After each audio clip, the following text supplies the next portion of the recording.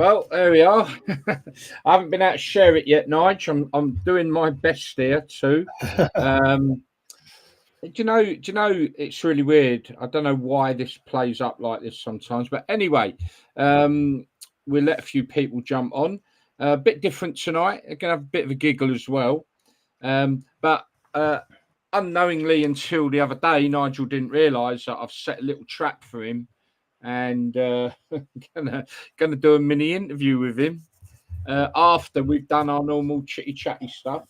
So, how you been, Nigel? Anyway, Yeah, it's been a busy week. Got a few things done and had a good night at the Grapes yesterday. Spanked it again in here, and yeah, it's been good. Stafford's number one DJ, mate. When we do our little interview later, I've got a little video of not a picture of you in your younger days on the decks. But anyway, I'll embarrass you with that later, yeah? Right, folks, as always, remember you can get involved and we want you to get involved. Just drop a comment on whatever platform you are watching on and jump in, get involved, ask questions. Obviously, we're gonna do a spot with Nigel a little bit later on, so you can fire away with any questions you want there. But yeah, get involved. Anything you want us to discuss, as normal, just drop a comment and we'll pick that up. So I've got a few little things I want to change around a little bit today. I've got some ideas to liven up the show a little bit, so we'll crack on with them in a bit. It's a bit strange just having me and you on. And I'm still trying to sort out this stream. It's not letting me do it. Why? Why? Oh, why? Right, we'll get a few more people to come on whilst I do attempt in many ways now. Let's come out of Facebook altogether. And maybe that's the thing. Right, okay. At Tottenham Brighton, is that finished, mate? Yeah, that's finished. And Tottenham, if I'm right, Tottenham were 2-0 up and they've lost 3-2, yeah? Yeah. Wow. Brighton, I know, like you were saying before, maybe not having such a good season this year, but Brighton have become quite a formidable side in the Premier League now, haven't they? Considering where they came from. They're holding their own in there, aren't they now? Whereas before you'd have thought there'd be sort of relegation prospects when they first come up. But I think the standard of the Premier League generally has just got so much better. You know, even the sides like your Brightons, Forest had a good result today at Chelsea. You know, so generally the standard and quality of players in the Premier League, I think, has gone up a bit. So it's not really a surprise to see teams like Brighton do well. So what do you think that is the reason? What is the reason for this standard to go up? Well, for one, the Premier League is recognised as the best league in the world, and sort of like you're getting players. Whereas before, you probably have a team that had 5 superstars in it, had 3 good players in it, maybe 2 not so good players, and that's how the teams were. But now they've got big squads, and I don't think there's a weakness in any of the positions that the players play in. They're all good players, but obviously some are performing better than others. Yeah. Hence the bigger contracts. But I do think that the standard all round has just gone up. Yeah. Right. That comes with the money to buy the players, that's been injected into the football league. And we're going to talk about something a little later on. Right. But I'm just right, hang on. I'm nearly there, mate. I'm nearly there. How long have you been doing this? Oh, listen, I don't know why. It's not letting me. Anyway, I've got the link sorted and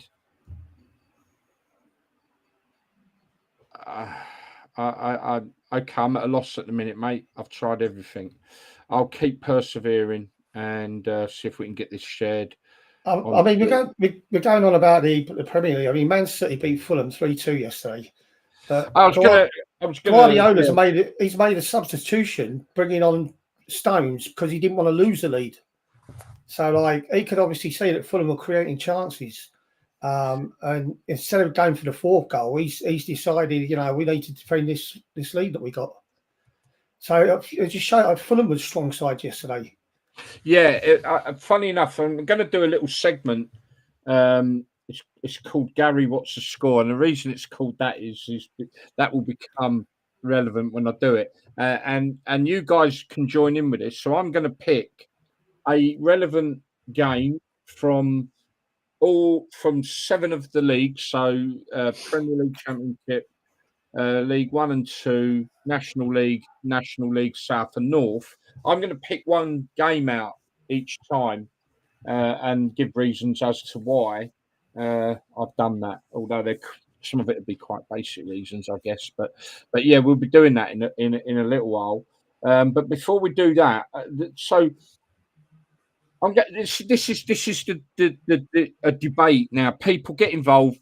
Stick your comments on, please, and we go from there. Right now, the Bosman ruling back in the day had major consequence to football in that, well, it probably was the beginning of the spiraling of the crazy wages, when the law changed through the Bosman ruling.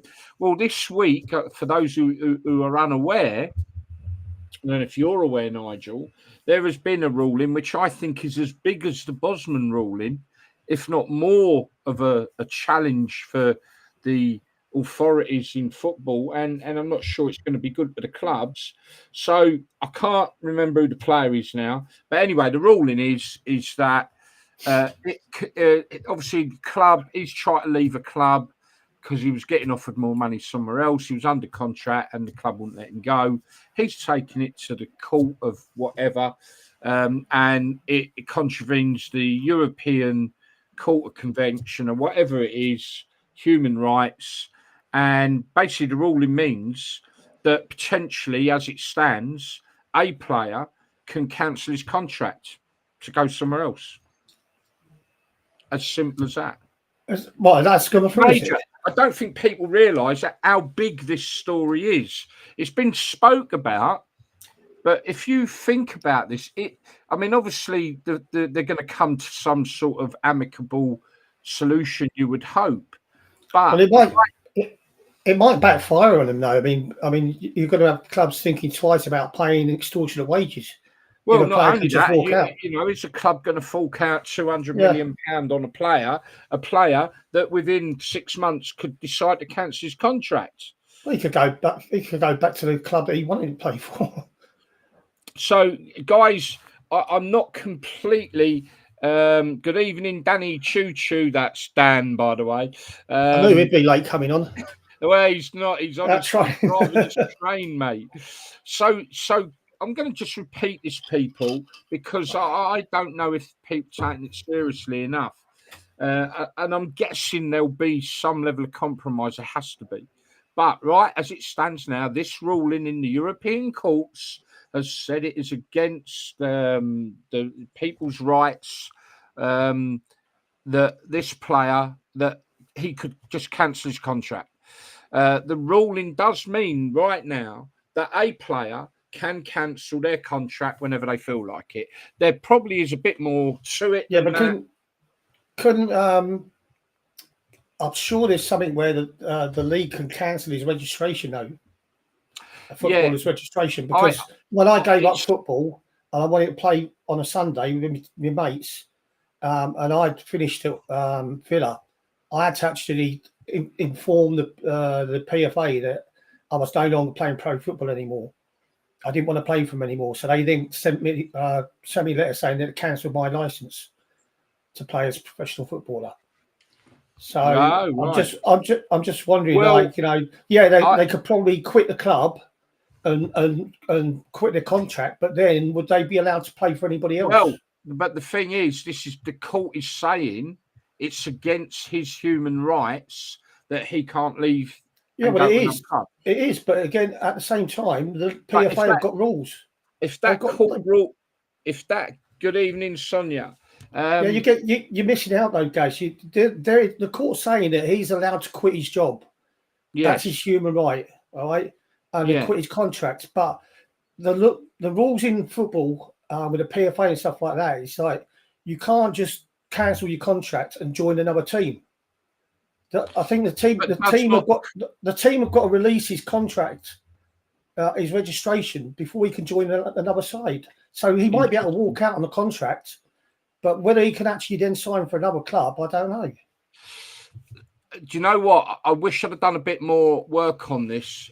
So he was playing, I think, I can't remember now, somewhere either Ukraine or Russia, and basically the court have ruled that he's tried to move from one club to another, and the court ruled in his favour.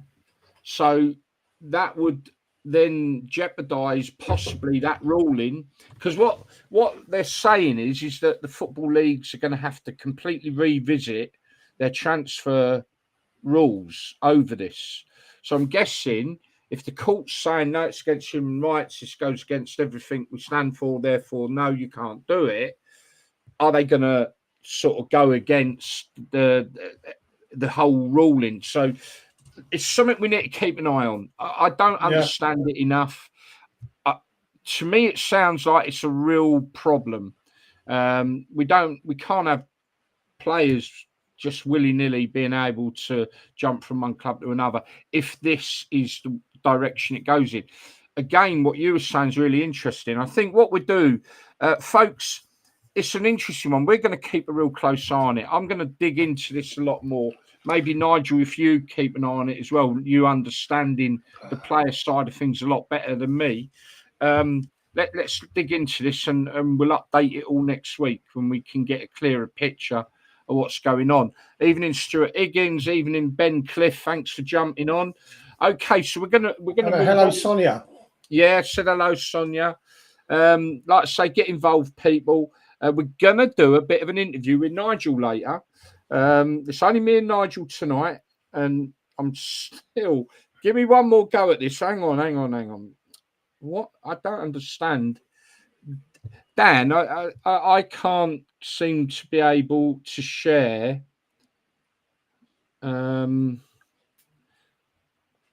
Of proper football. Why? I can't. I go on to proper football. It's not even on there. Clearly it is, so we've got enough people watching. Nigel, I don't know how to share it to your page, mate, at the moment. Okay. Dan, if you're listening, I don't think it's something you can help me with. I have put it on my page anyway. You have? Yeah. Oh, brilliant. Okay, right, we'll crack on. It ain't on mine. Right, so, yeah, we've got into that. Let's just have a look. What else we got going on before we hit Nigel hard?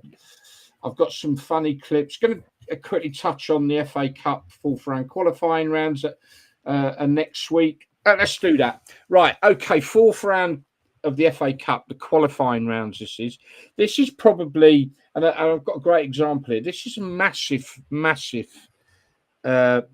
round of the FA Cup, and the reason it's so big is this is the next step is into the first round proper. So the smaller clubs get to play some of the league clubs. So this is really, really big in the non-league world. One of the examples that I picked up on is Biggleswade Town. It just goes to show you, I know we all not sort of the FA Cup has lost its shine and all that. It's lost its shine as it goes further on in stages. But down in non-league, it still is a really big thing. And Biggleswade Town, for the first time, the biggest game in their history is coming up next week when they play York City. The town's gone mad. The club's gone mad. They're going to sell it out. It's amazing. There's a proper buzz in Biggleswade over this. And it's great because we the FA Cup, my favourite ever competition. Nigel, you played in an FA Cup final. Back then, it was the be-all and end-all, really. Now it's quite sad.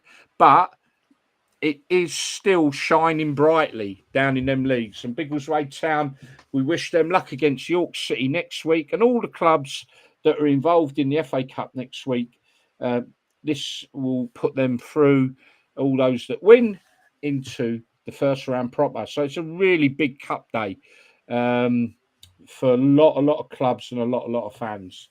Nigel, FA Cup, like I say, all right, it's the non-league side at the moment. but it's still good to see that it's so positive, even amongst the smaller clubs. Yeah, I mean, like one thing the FA Cup does is it brings matches into some players' careers that they probably know they're not ever going to reach that standard of football. But they come up against a league club. They probably know they're not going to be good enough ever to play for a league club. But that's the glory of it. That's the excitement. The buyers that'll probably stay with that footballer, whether he wins or loses. It'll stay with him for the rest of his life. Yeah, Stuart. It's a great experience. To go to any bigger ground that you're used to playing at is magical, mate. And that's what the FA Cup does. Yeah, the magic of the cup is Stuart Higgins. FA Cup, the best cup in the world. Sod Champions League nonsense and other cups. Completely agree. And it's still proper alive and kicking. Obviously, my local club, Kettering, they're buzzing. They're really putting everything into next week. It's a weird one that though, and I will touch on Farsley Celtic, who are really in a lot of trouble by sounds of it, and Kettering travel to play Farsley Celtic away, but not at their home ground because their pitch hasn't been laid. Clubs seem to be in a bit of trouble, but I was going to touch on that later. And yeah, they're playing at Guiseley, just north of Leeds. So they're playing the game there. So yeah, to all the clubs and all the fans who will be going to their FA Cup games next week, good luck to you all. And like Nigel said, it's the magic of the cup. Enjoy it. Okay. Just so quick about Carol Gilmore. Hi, Carol. Oh, hi, Carol. Yeah. Okay. Gonna bring up a couple of the pictures I bring up of Nigel later. We'll have you in stitches, but hey ho, we'll do that a bit later. I've got some funny clips. I'll do them shortly, but look, I've got to show this.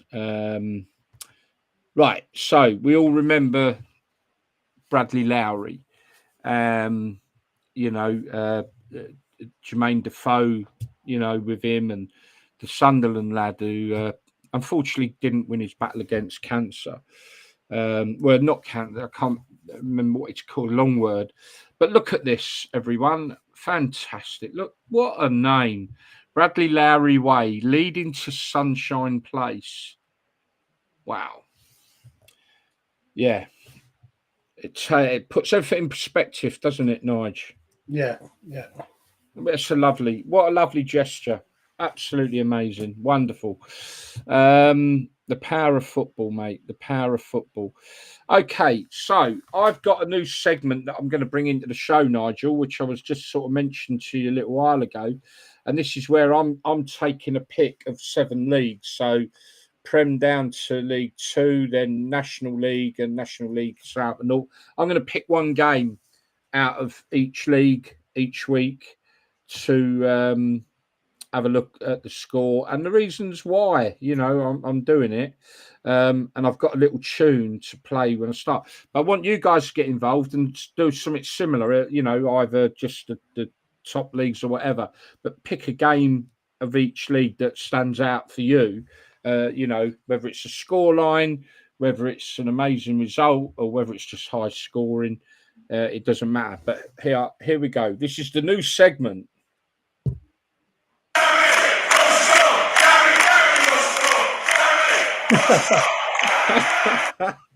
So the new segment, as you just heard, is called Gary What's the Score? So I'm going to kick off, and then I'm going to hand over to you, Nigel, on the spot, obviously. But I'm going to hand over to you for any games that maybe have stood out this weekend for you. So I'm going to start in the Premier League, and I am going to, funny enough, you mentioned it earlier, Man City 3, Fulham 2, cracking game, and Fulham did look very, very good.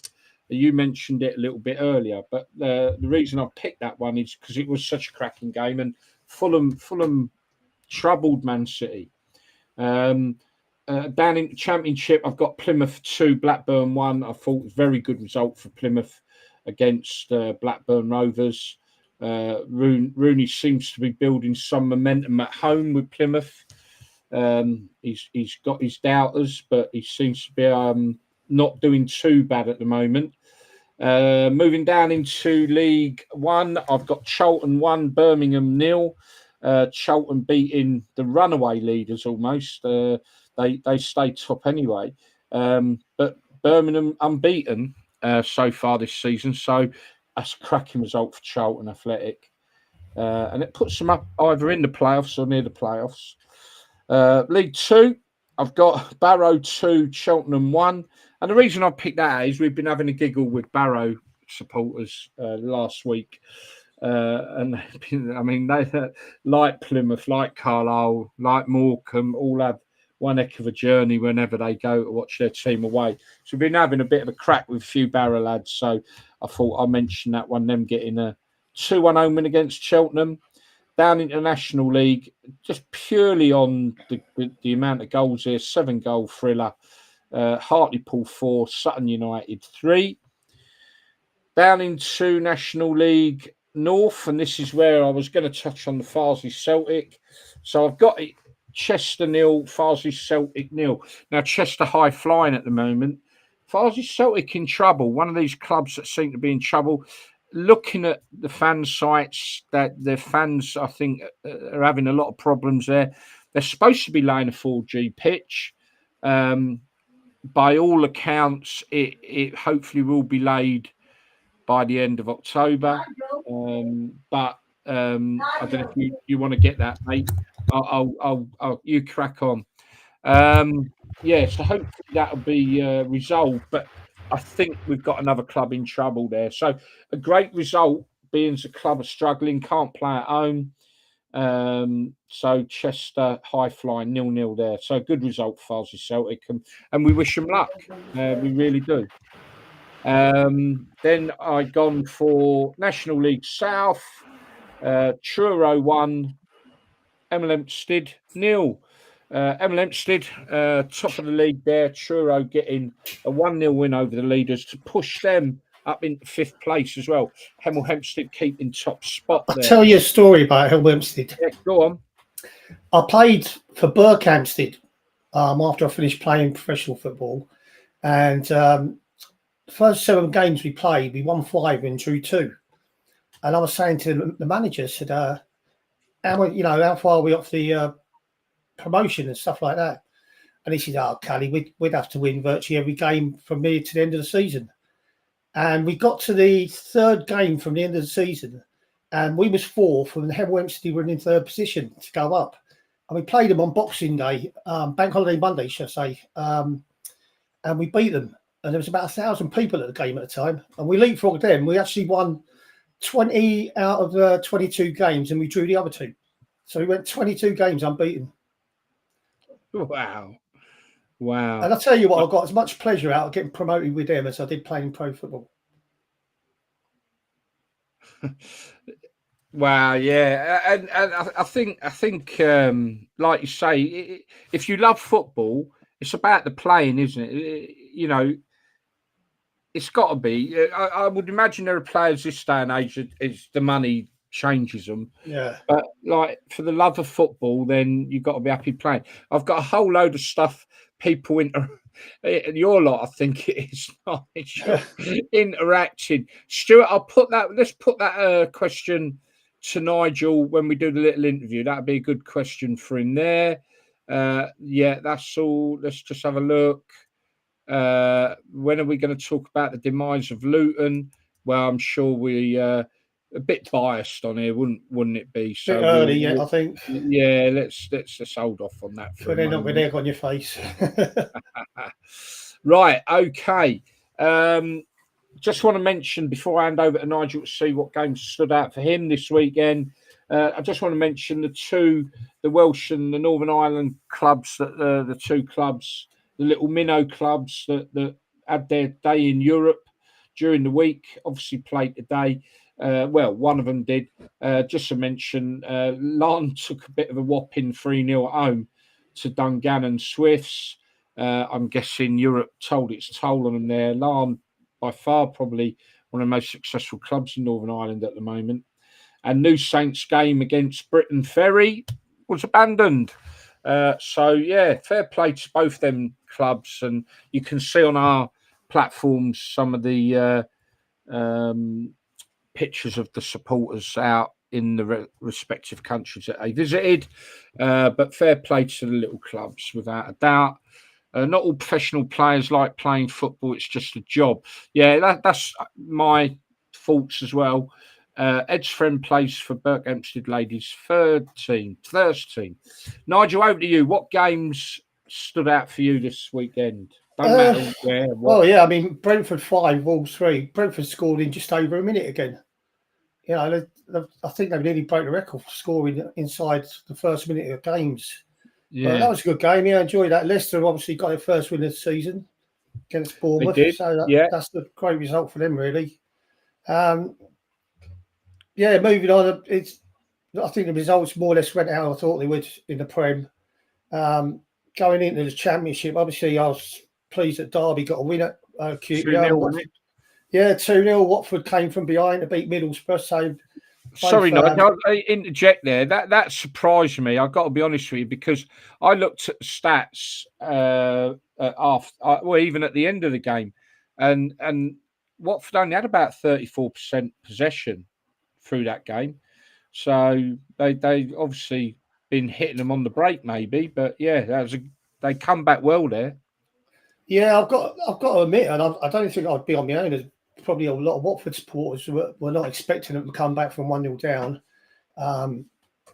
But it shows a bit of character in the players that they kept going.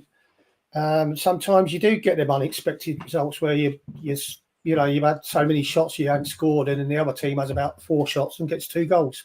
Yeah. So So Plymouth again. All this talk about Rooney getting the sack now has stopped for a little bit, isn't it? So they got that great result against Sunderland, didn't they? And like I say, he's got another result today against Blackburn. So he's holding his own down at home park there. So I think if you're looking at the Championship, the league positions at the moment, they're more or less panning out how we thought it would be at the start of the season. If you know what I mean, the big teams are up there again, aren't they? Yeah. Moving on into what we on League One. Doncaster. No, is it Doncaster? Where are we? League One here. See, I'll put you on the spot here, and you don't have to go through the leagues, mate. For no, it was Doncaster in League Two. I mentioned that they finished the season really well last year, and they pretty much started it off the same way this season. So I think they're one to look at. Lincoln are flying again. So just a quick look into the lower leagues. Obviously, keep your eye on certain teams. Yeah, no, absolutely. So next week we could do Gary. What's the score? Just to mention one other thing, Blackpool lost their unbeaten run under. Under Steve Bruce. Yep, that's it. So wow, he's been doing quite well up there as well, hasn't he? Yeah, see what happens when the bubble bursts. He has done well up there. To be fair to him. Good evening to Ian. Good evening to Woody. Just think what the damage. Okay. I've popped that, Nigel. I've popped this one up. Jordan Pollard. What are your guys' thoughts on the Sunderland equaliser against Leeds on Friday? And guess what, Jordan? I've got it to show everyone. You played me in like a blinder there, mate. That was a brilliant pass, mate. Straight over. Right. For those of you who have not seen it, okay. So this was Sunderland's equaliser against Leeds. Now, this has to be up there with some of the worst goalkeeping errors of all time. Watch this.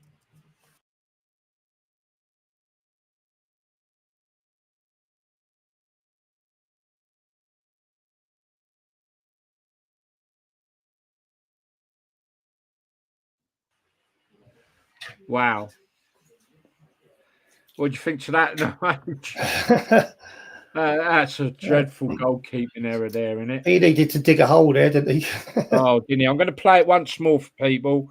So this is what Jordan's talking about from Friday night, and that was a massive game, by the way, a massive game. You know, Leeds Sunderland both up there.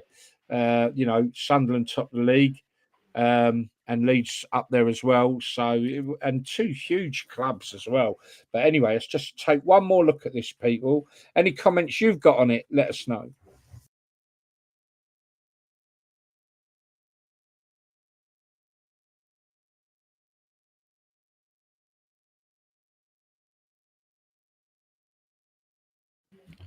I didn't have no sound on that, as you probably all guessed. But I don't know what happened. At least you're able to see it. It looks like it's hit a divot or something, doesn't it? Just moved a bit. Yeah, yeah. I mean, yeah. Even like that you was say, he's one step ahead of himself. really don't know, but just wow, that a poor goalkeeper will never live that down for the rest of his life. You know, and in such a huge game as well. A really big game. But yeah, that was it, Jordan. Thanks for playing me a blinder there, mate. Much appreciated. Let's just bring these chats up. Right, okay. He must have closed his eyes, said Watford would he. Right, okay. What else have I got? I've got a couple of funnies, and then we're gonna change things around a bit this week because it's only me and Nige. And we're gonna put Nigel on the spot. Right, what have I got to show you? Let's have a look. Right, okay. I've only got one to show you actually. Now we've seen that one. Actually, before I show you this one, Nigel, what was your opinion of the Man United Villa game? Personally, I thought it was pretty poor. Yeah, I didn't see a lot of it, to be honest. But he's got to be under pressure now. And Ten Hag, that team's clearly not. This is a photo playing. This is a photo you picked up on earlier and thought it was quite funny. Let's just pop this up. It's a new stadium. Is that it? That what stadium is that? I don't know. I think that's funny, they're meant to be getting the new stadium, aren't they? Yeah, they are. They are. Someone's just and not by the cost to the taxpayer as well. That's that like he was trying very much to do. I mean, a team like Man United. I mean, come on. I mean, surely he's had long enough to have turned things around at that club. I mean, there's been other managers at Man United have been sacked for less than that. So he's got to be under some kind of pressure now because they're clearly not up there, are they? Yeah, no. I think they've got 8 points. They've got 8 points, haven't they? Yeah, like it's interesting. Right, okay. So I've got this video here. Now this is mad. This is absolutely mad. You may have already seen it. It's all over our platforms. We put it up. So PSG obviously playing Arsenal. Was it Arsenal they played? Yeah, it was, wasn't it? I was going to say hybrid at the Emirates. Old-fashioned me. And their supporters decided to go along to a local five-a-side game. I can't tell you where it is. I don't know. But they've gone along to a local five-a-side game. I don't know if it was the night before or something like that. And show the lads a bit of support. Watch this.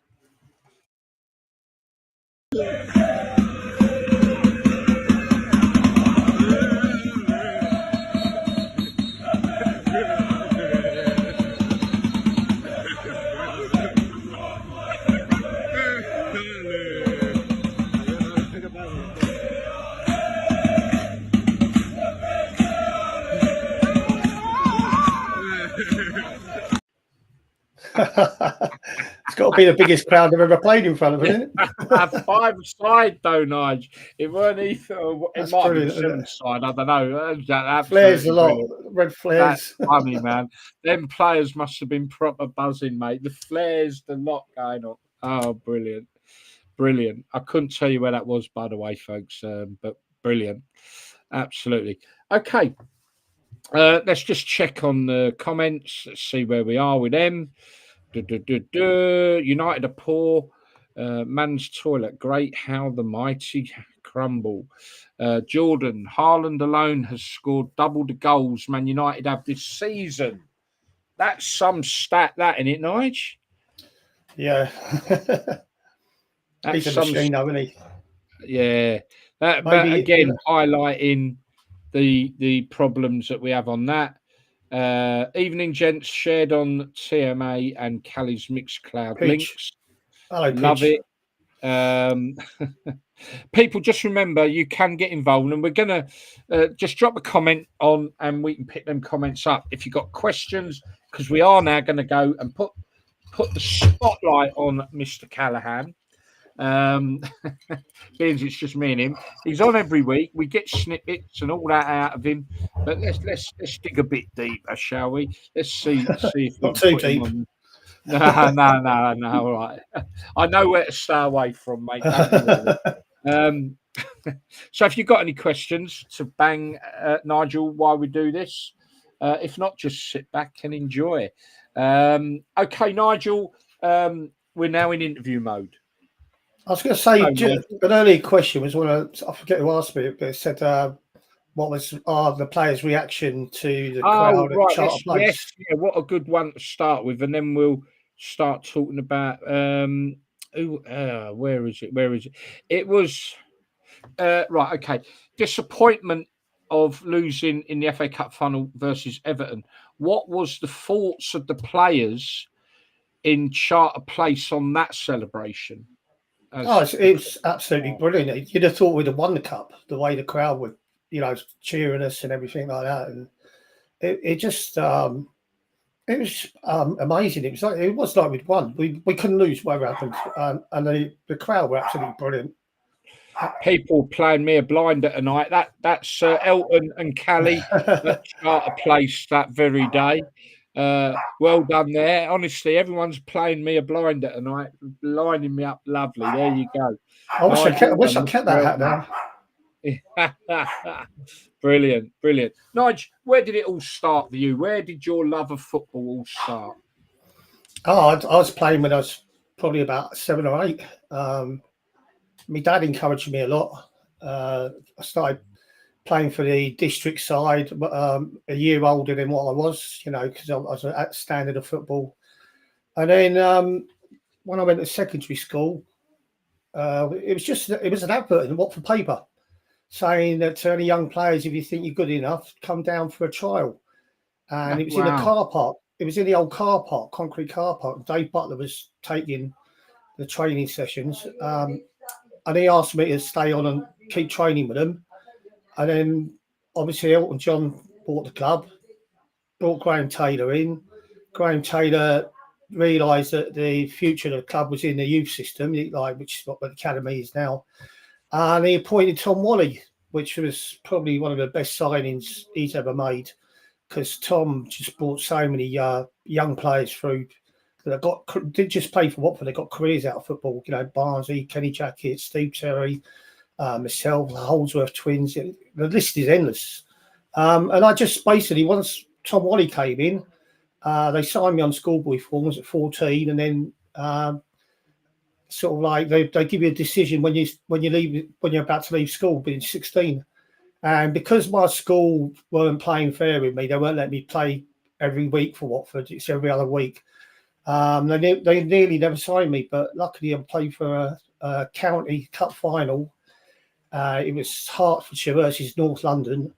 Obviously, the North London team had half the Arsenal and Tottenham boys in it. So there were scouts everywhere that match, and I got man of the match, played really well. Tom Wally rang me up the next day, said, I think you changed your minds for him, Callie. And they signed me as an apprentice, so that's sort of how it all went, really. I was only about 8.5 stone when I signed. I was pretty strong in the legs, but not in the upper body. And they said, he said to me, Mum and Dad, Graham Taylor said he might not get a game in the reserves much because we need to build him up and stuff like that. So don't expect too much in his first season. As it turned out, I played all the reserve team games and I made my first team debut at the end of the season. So, who was your debut against, mate? It was against Burnley. What, last game of the season? 4-1. Yeah. How sad am I? Oh, I was at that game. Hey, Yeah, the rumours I were was at your debut. I remember that. Oh man, I got what it memory like was. an What it elephant. was, he had Yeah. Kenny Jackett and he had Steve Terry in the side at the time. But we was having a bit of a struggle that season. Watford, it sort of wasn't clear whether we were going to stay up or not, and it was a bit of a battle.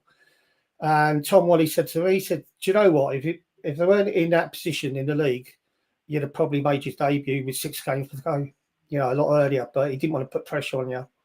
Yeah, because I think we got the quarterfinals of the cup that year. Played against Liam Brady's Arsenal, got knocked out 2-1 at Vicarage Road. But yeah, I remember the Burnley 4-1. Hey, see, how long ago was that, man? That's what, 81, 82? Oh yeah, it must be something like that. Yeah, and I remembered it. So I'm sad, didn't I? But never mind. Anyway, we don't want to make it all about Watford. No. It would appear we got an awful lot of Watford on tonight, so that's good. But let's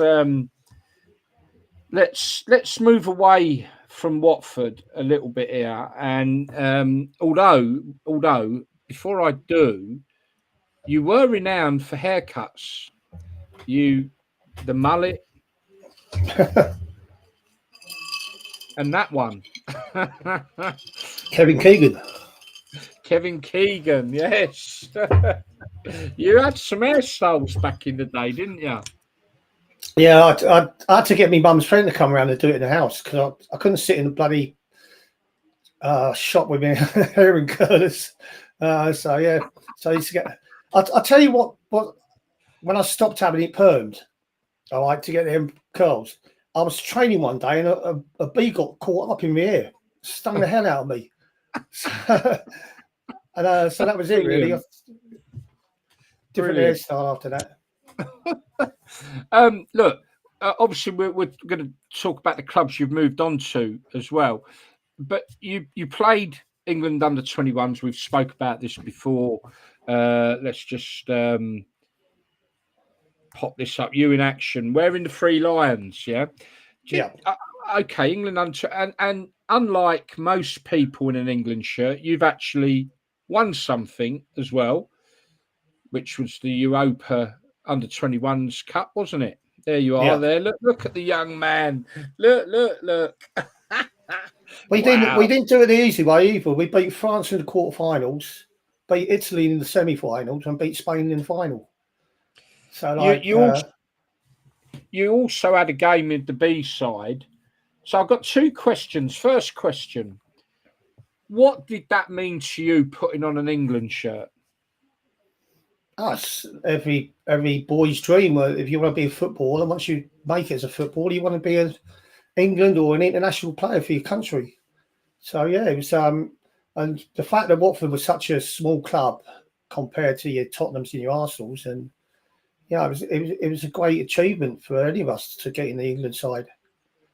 And yeah, I mean, and the good thing about that final that we won was it came after we lost the FA Cup to Everton, and I missed out on the first leg because obviously it was on a Thursday before the cup final.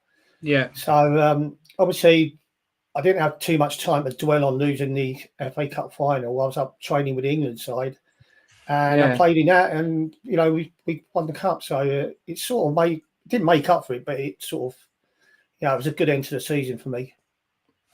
And the next question: how close did you come to? I know you played a B game for England. How close did you come to getting in that full England? Because you came, I think, from conversations we've had, you came pretty close to breaking into that England squad. Yeah, it was probably the cup final that sealed it. Trevor Stephen had a good cup final, and he was in form at the time, and I was meant to be in the shadow squad if anybody dropped out. But it seemed like because of the cup final, he sort of leapfrogged me a little bit, and he ended up going over there to South America, I think it was, wasn't it? So yeah, these things happen in football, and you just got to get on with it, don't you? You sort of pick yourself up, and so as another match. That's the beauty of football. You've always got another match to look forward to. But whatever way you look at it, Nigel, you may not have got to the senior squad, but at the end of the day, well, you did in the B squad. Well, But at the end of the day, I've always said whatever level of football you play, whether it's semi-pro, you should always strive to try and achieve the greatest standard you could. Whether it's only non-league, whether it's bottom like League One or League Two, when you finish your career, you've got to say to yourself, did I play to the best of my career? Did I achieve as much as I could have done with the skill I've got?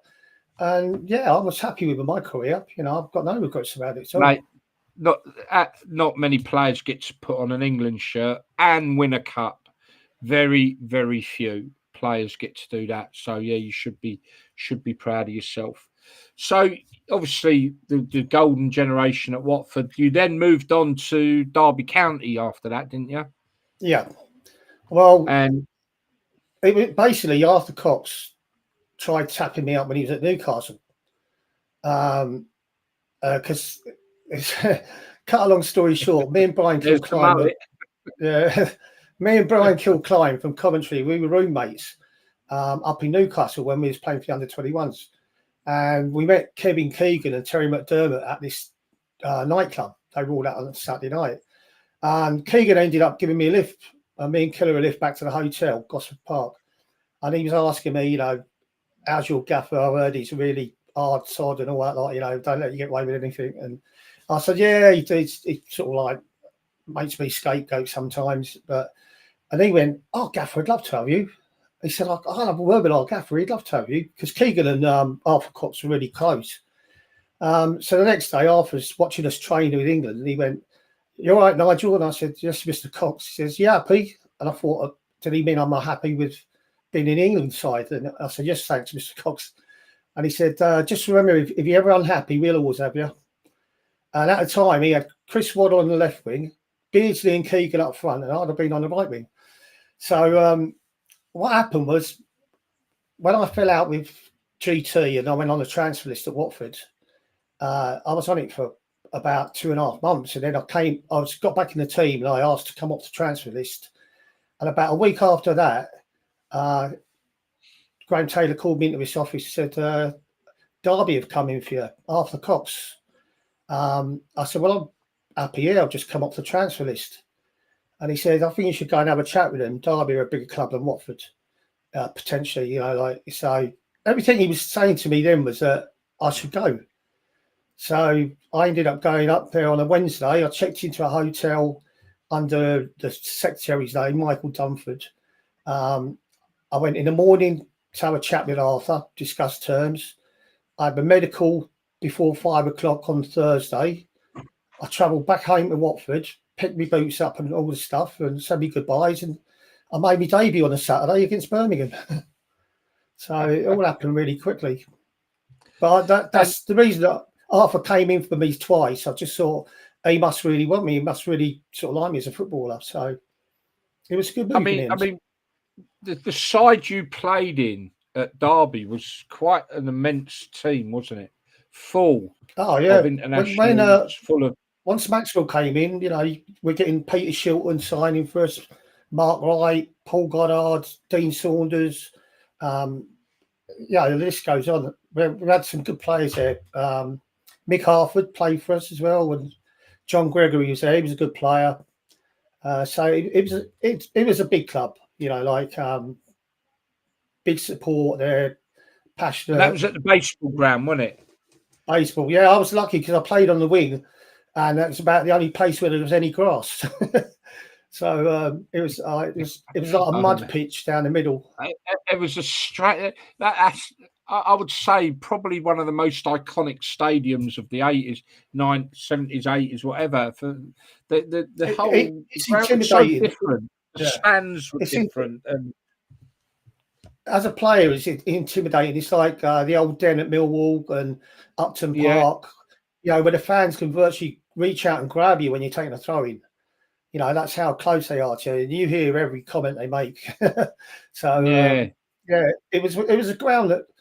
The funny thing about it was I played at Derby for Watford, and Derby needed to beat. I think they needed to beat us that day or draw or something like that.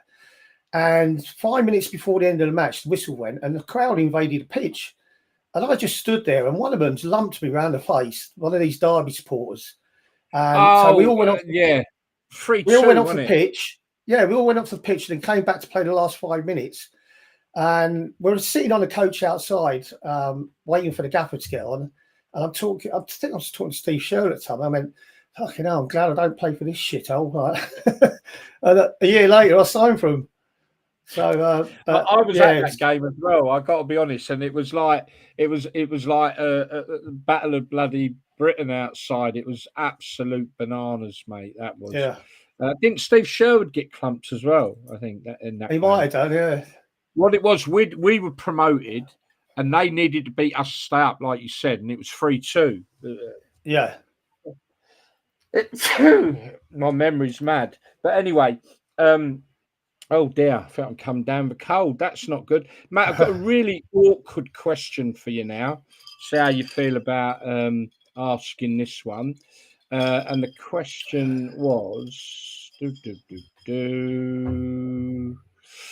God, I've had so many people jumping on here today. I've lost it.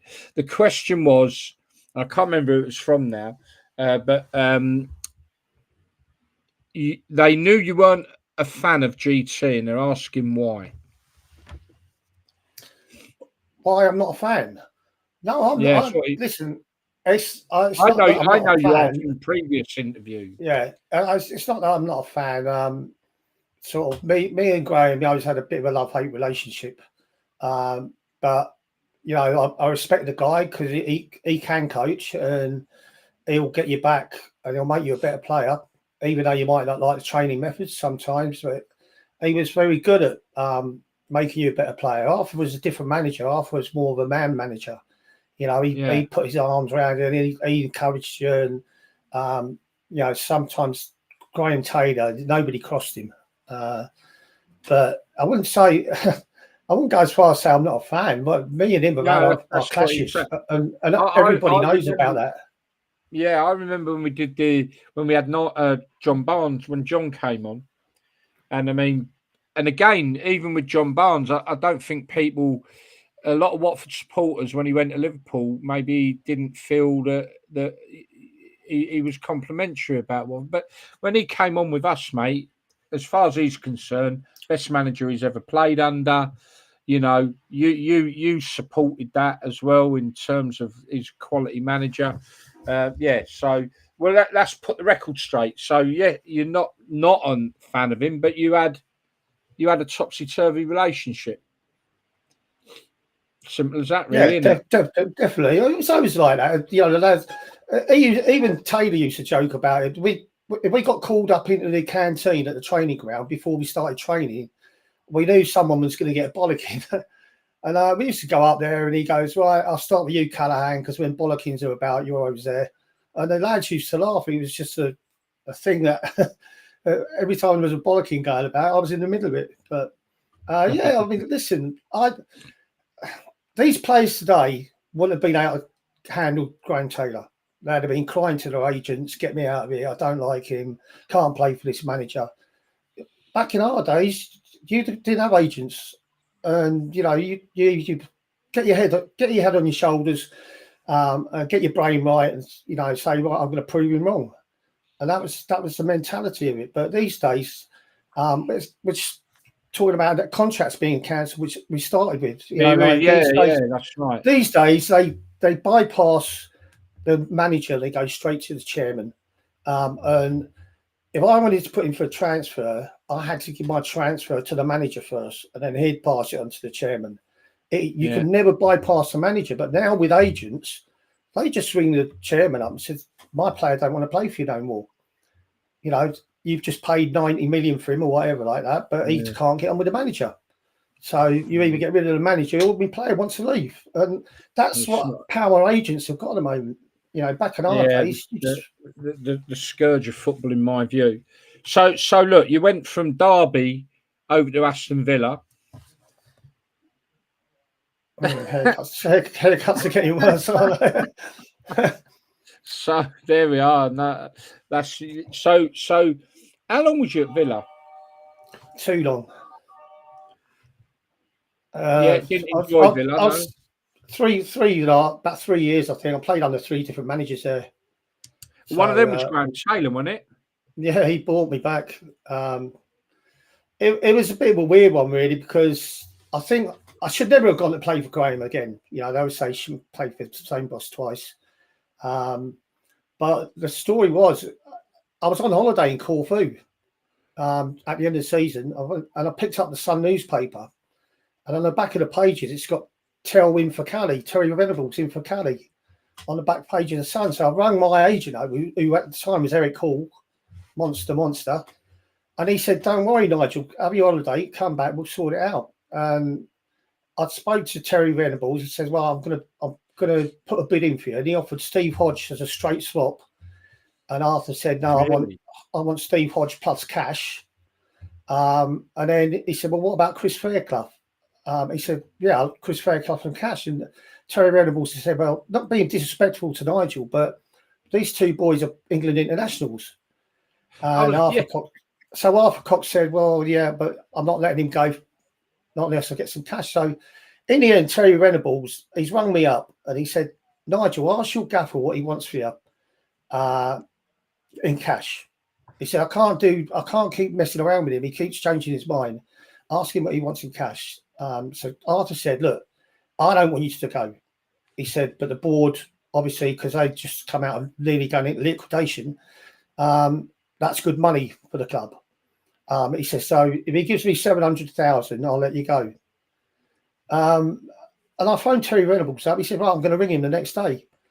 And I was out training, and I'm waiting for the gaffer to say, "You need to go down and speak to Terry Venables," and it never came about, you know.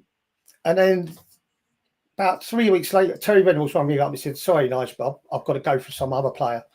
And then 2 or 3 weeks later, they called me into the office again at Derby and say, "Aston Villa have offered 550,000 for you, and we've accepted it." So in a way, that really pissed me off because I fancy going to Tottenham from Derby. Yeah, I remember the conversation you had before about how close you came to going to Spurs. Yeah, so I think half of me went out of spite, and I should have stayed where I was because I had a good relationship with the Derby fans, and the manager there loved me, and I probably would have never been out of the side while Arthur was in charge. Yeah. So that's you make mistakes. That's what happens. Yeah. Stuart Higgins asking a question. Stuart, to be honest, you have asked it before, and we struggled then. We'll struggle again now. But obviously, what Stuart's asking, it's a good question though. Is in today's market, a player of your quality, how much do you think your transfer fee would be? I know we've tried this before. Yeah, It's very, it's very impossible, hard. really. It's Very hard to answer that, Stuart. I think it would be a high one. I mean, but the thing we got to remember now is that it's a completely different game these days as well. But the quality and the level Nigel was at, as we've just heard, Nigel, you say, they were offering England internationals to swap to get you to Villa. I mean, that in itself says. There's the message to everyone watching this tonight and watching it on any other night. Yeah.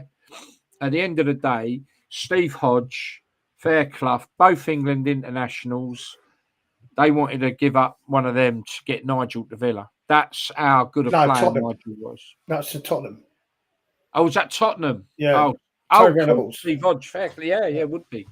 So he would have gone to Tottenham. Wanted him that badly that they were prepared to swap England internationals. That was Venables, wasn't it? And that says so much, Nigel. It really, really does. Stuart reckons 80 million. Oh, Nigel, we're going to make Nigel feel really bad now. Because look, but had he been born 20 or 30 years later, what was your best wage salary, mate? 750 a week at Villa.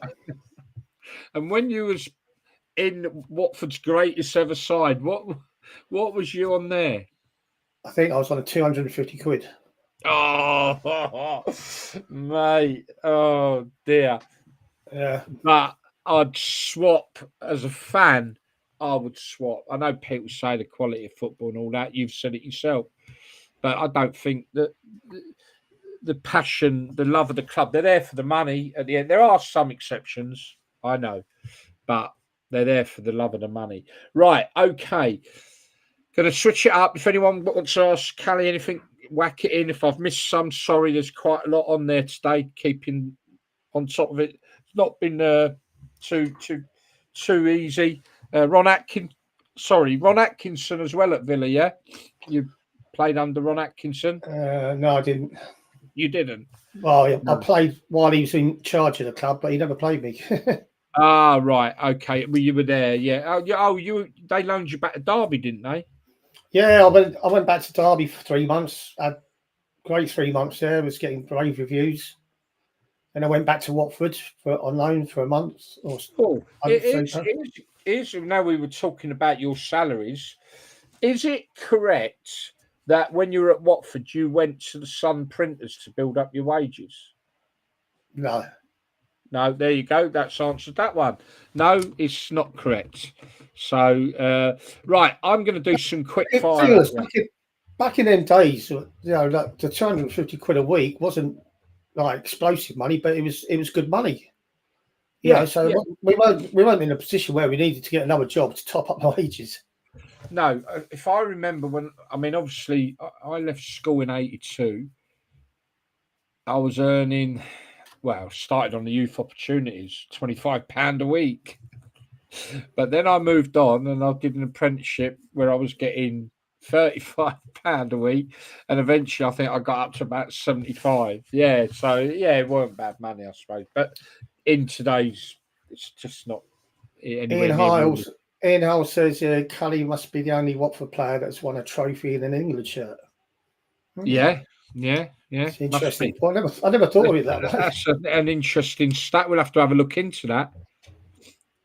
That should be written into the history books. The only ever Watford player to win. You can't say that about the other two. Just before we do this quick fire question, to be fair, you played with some really big names at Villa as well, didn't you? Yeah, McAnally was up front, and we had Gordon Cowans in midfield. What player he was? Tony Daly was there. There was some good players at Villa when I was there.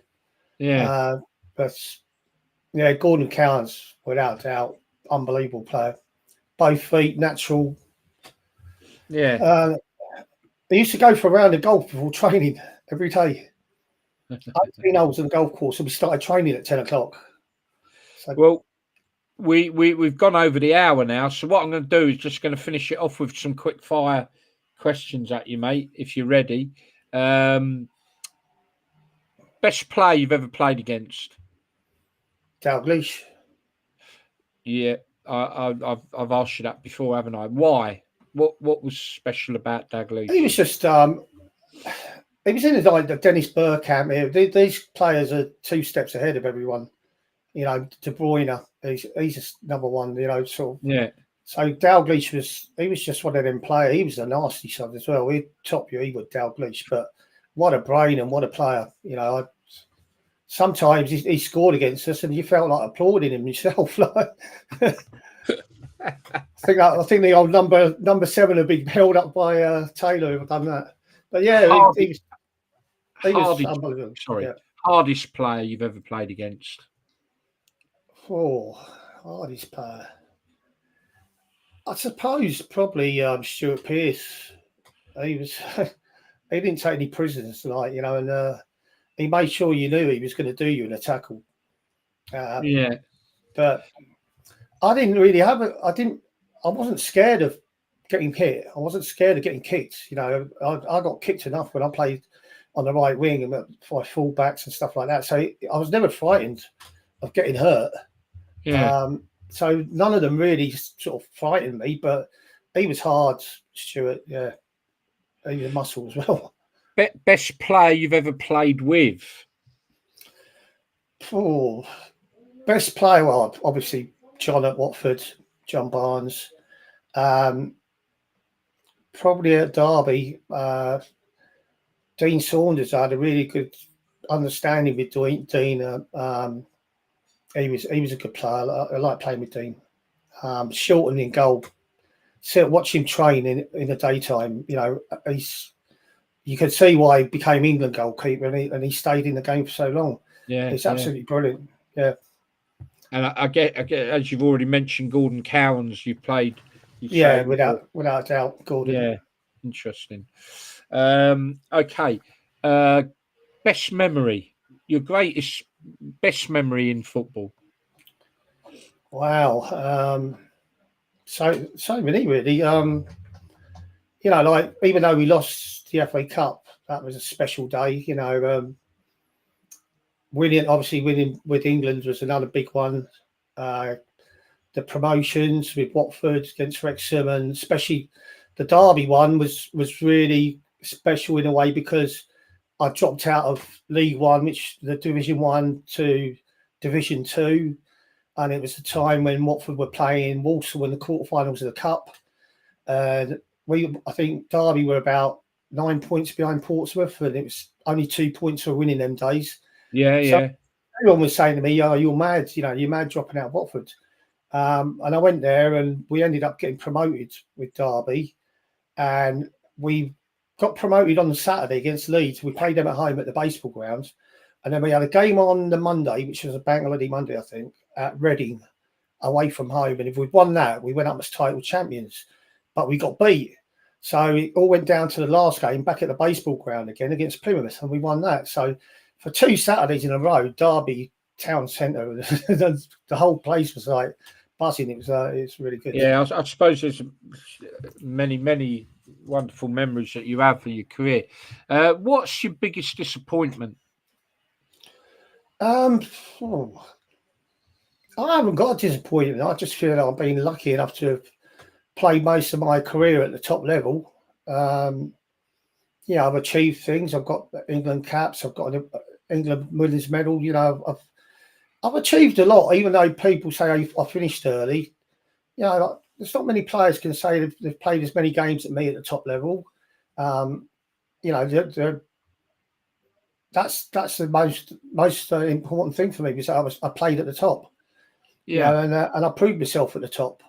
So I've got no regrets at all. No regrets from my career. Everything that happened when I played football, even the bad times at Villa, was what I always wanted to be when I was a young kid. So yeah, I wouldn't have no regrets about anything. What is your favourite ground away from home that you would go and play at? Well, I liked playing at West Ham's ground because I was seeing to score at West Ham at Upton Parton. I was seeing to have a good game at Old Trafford as well when we played Man United. So them two grounds, Liverpool and Everton, I hated them. I think I've played. That was my next question, actually. What ground did you dislike travelling to the most? I played for Watford, Derby, and Aston Villa. They were my 3 clubs in my whole career. Yeah. And in my whole career, for the 3 clubs, I've never won a game at Goodison Park or Anfield.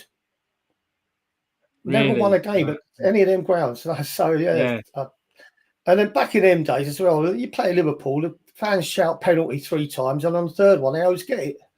So the refs used to get intimidated, and you couldn't win. Not a lot's changed there then. No, I didn't think that.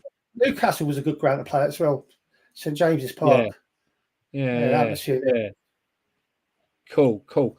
Now, just going to finish off with a couple of things here. So, obviously, Nigel, you had a very dark time in your life when you got diagnosed with cancer, and what was a lovely thing was that the football community got around you and put on a testimonial game.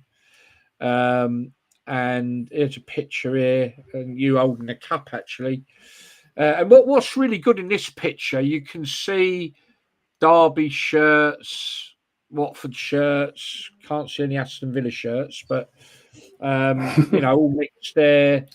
What was that like? Having all, I don't know what that must have been like for you. Obviously, going through such a bad time.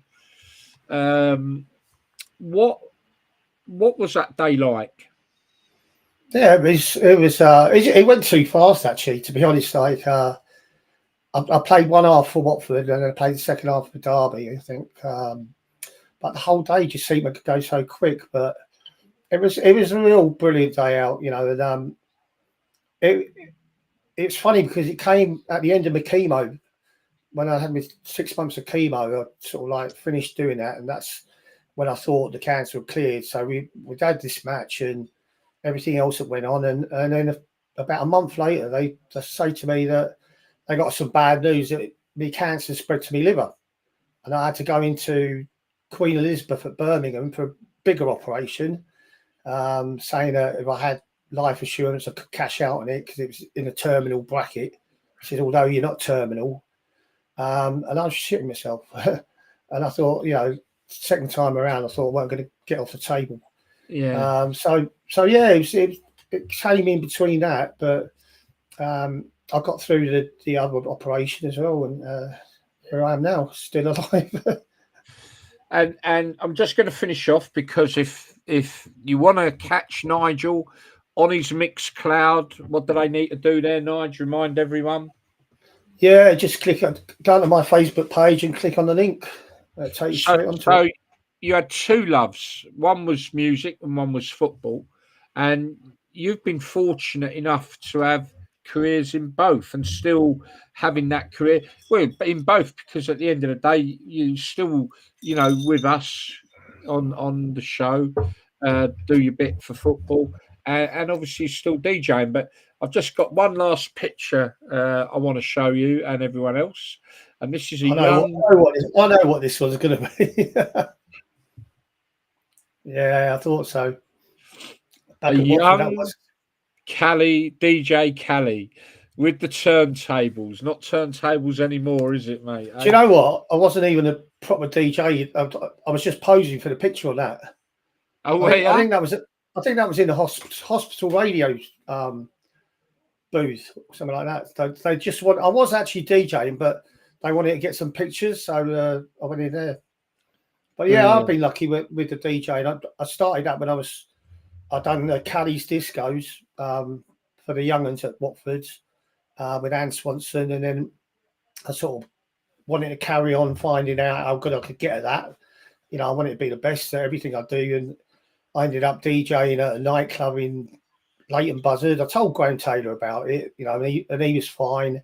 It was only on a Saturday night. We was allowed to go out on Saturday night, so I told him what I was doing. He said no problem. And when I went to Derby, told Arthur Cox that I like to do a bit of DJing, and told him, and he was fine about it. And then I ended up DJing at the biggest club in Derby. It was called the Pink Coconut.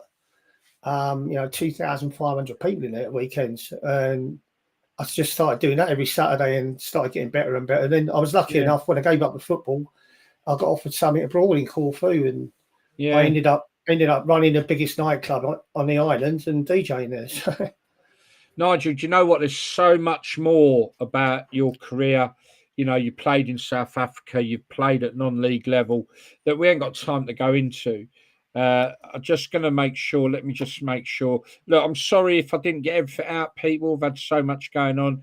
Gary, when you get a moment, Google Winston from. Okay. Oh, right. Okay, mate. My double. Okay. Nigel, I'm going to finish. And I just got to say this, mate. I've learned a bit tonight, actually. I mean, we've been working together now for a few years, really, with the radio and that now. And obviously... First started on your other show, didn't it? Yeah, on the radio. Yeah. And you know, I've learned a bit. I've learned quite a bit tonight, actually, and I've interviewed you before as well. But mate, if only the players in the future from today could do what the likes of you and other players do from back in the day, and I can't see that ever happening. And it's such a pleasure having someone like you do this with me and the other lads, and you know, it gets us your side of football over as well. It's just an absolute pleasure. And mate, you've been a brilliant ambassador for football, without a doubt, and at the very top of the game. No two ways about it. And I can only be very grateful for you working with us the way you do. That's it. That's all we got time for. Yeah, I enjoy it. It's a good show. It's we don't take things too seriously, do we? No. People probably realise. Yeah. Just one there. Stuart, great show as ever. Thank you, Stuart. For me, Callie, you're an inspiration. Keep saying. I'm going to finish with this. We recently had a situation that I got involved with to help Nigel out a bit, and at the end of the day, people like Nigel and other players from back in the day don't realise, until I think Nigel does now, but don't realise what they meant to the normal everyday working guy and girl back in the day. What, like you've put there, and some massively wonderful comments that we received from many fans from different clubs as well. And I think that comment there, you're an inspiration to me. That's wonderful. But one that stuck out for me was we were raising a bit of money, weren't we? And someone comment that stuck out was, sorry if I'm baffling, I'm trying to remember now. Right, the comment was this one. It was, I haven't got enough money to give you to pay that comes anywhere near the memories and the enjoyment that you've given me in my life. And that's what, a lot of players don't realise sometimes. I think you do now, Nigel, don't you? I think you've seen enough now that you realise that, and it's so important that the new generation of players, as much as I do believe a lot of these at the top level are very detached from the fans these days, I do think they should bear in mind what they are about and what they do for people in terms of inspirational situations. It's just I think what we done back in the day was like we took every single supporter on a journey. Yes. Took them on a journey with us. It's a bit like the thing they're doing with Wrexham at the moment, but we were different. We didn't have the money to splash up. Yeah, we had a millionaire chairman, but they've gone through the divisions, 4th, 3rd, 2nd, 1st, and the majority of supporters saw all of them divisions. They saw us get to the cup final. They saw us play in Europe for the first time. They saw us finish runners up. So we was all on that big journey together, And you can't help forget that. That's a journey for any supporter. They're always going to remember that because it stands out.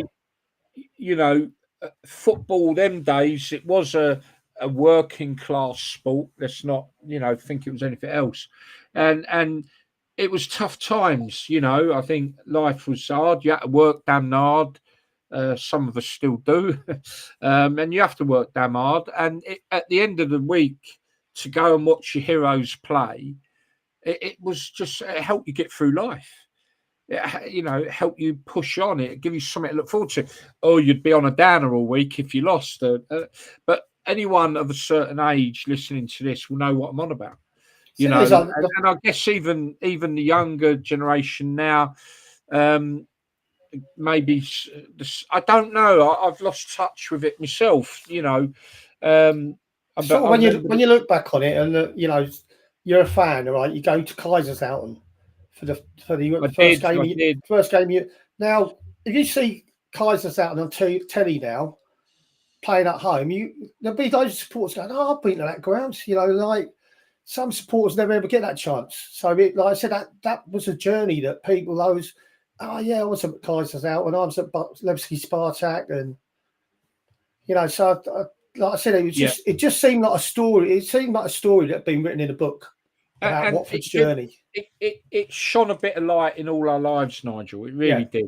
And I'm going to say goodbye now, and I'll let you say goodbye. But I'm going to finish with a comment that's just popped up from Jordan, which I think is very apt. Nothing better than spending a Saturday afternoon watching football in person. Can't disagree with that, mate. Can't disagree. Brilliant. And what a way to finish with that.